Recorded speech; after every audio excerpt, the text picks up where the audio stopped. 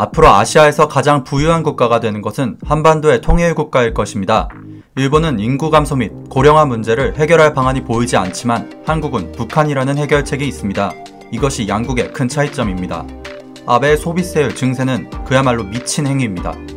워렌 버핏, 조지 소로스와 함께 세계 3대 투자자로 손꼽히는 짐 로저스가 일본의 전 경제산업성인 코가 시게아키와의 대담에서 한 말입니다. 또 그는 국내 행사 일정을 소화하기 위해 내한했는데 최근 전북국제금융 컨퍼런스 기조연설을 통해 앞으로 10년 이후 한반도가 세계에서 가장 흥미진진한 국가가 될 것이라고 예언하며 일본은 반대하고 있지만 세계의 많은 나라들은 한국이 통일되길 바라고 있다며 나는 한국이 반드시 통일될 것으로 믿고 있다고 밝혔습니다. 38선이 붕괴되고 없어지는 순간 한반도는 세계에서 부동의 1위 투자처가 될 것이라고 말했습니다. 통일로 철도가 개방되고 한반도가 대륙과 시베리아로 이어지면 한반도는 엄청난 기회가 열리는 셈이라고 덧붙였습니다. 뒤이어 일본이나 미국 같은 국가들은 다른 국가로부터 빌린 부채가 상당하지만 한국은 그렇지 않아 안정적이라며 한국이 안고 있는 저출산이란 고질병도 통일 이후 북한이 크게 완화해 줄 것이라고 말했습니다. 또 짐 로저스는 일본의 골드 온라인과의 인터뷰에서 10월부터 시행된 일본의 소비세율 인상에 대해서 아베의 미친 짓이라고 비난했습니다. 일본이라는 나라 내부에 근본적으로 깔려있는 한국, 중국에 대한 제3국 배척 행위 자체도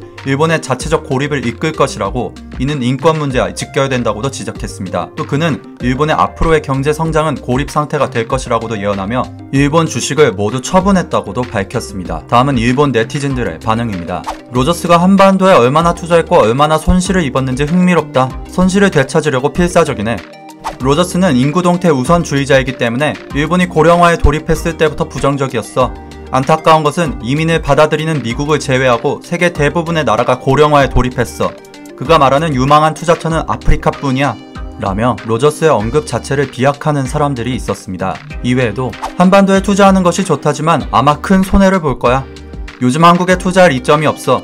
옛날에는 대단했는지 모르지만 지금 이 사람의 조언을 믿는 녀석은 바보야. 라며 이렇게 투자적 관점에서의 한국을 부정하는 의견도 있었습니다. 북한을 떠받들고 싶은 사람인가요? 라며 통일된 한반도의 미래를 계속 예언하고 있는 로저스에게 불편한 심기를 드러내는 사람도 있었습니다.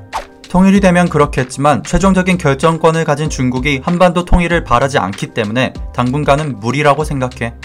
그때까진 베트남과 인도네시아가 성장해 나갈 거라고 생각해. 라며 한반도 통일은 먼 이야기라는 생각을 내비치는 사람도 있었습니다.